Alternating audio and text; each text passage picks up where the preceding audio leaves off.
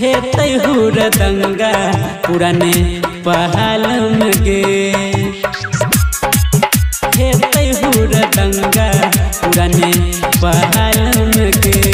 DJ ओम शंकर पहाल में परसा खरभिंडा।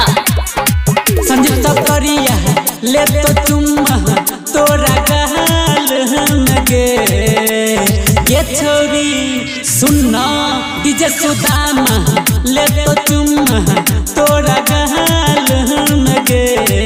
भले हे तैहुर दंगा पुराने पहाल में गे।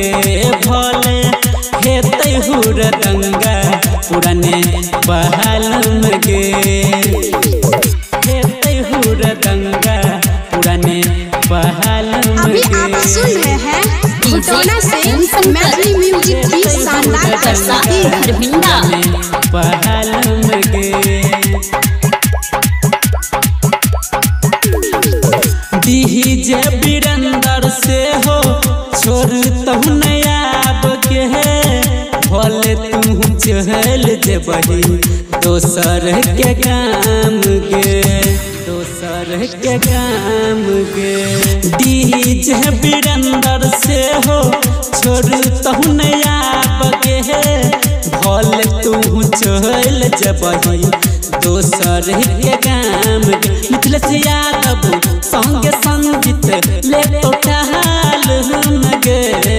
भले हे तैहुर दंगा पुराने पहाल में गे।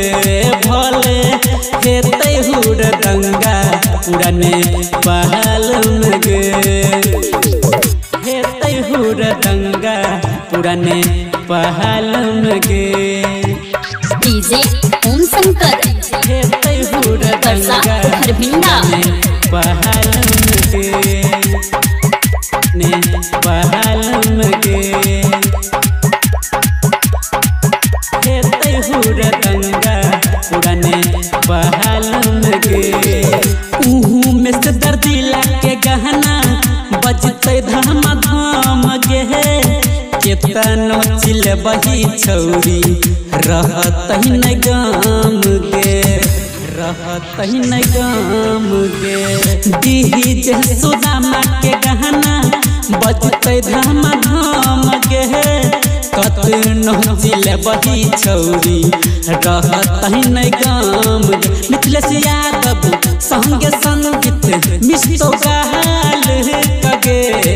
भले हे तैहुर दंगा पुराने पहाल में गे। भले हे तैहुर दंगा पुराने पहाल में गे। भले हे तैहुर दंगा पुराने पहाल में गे।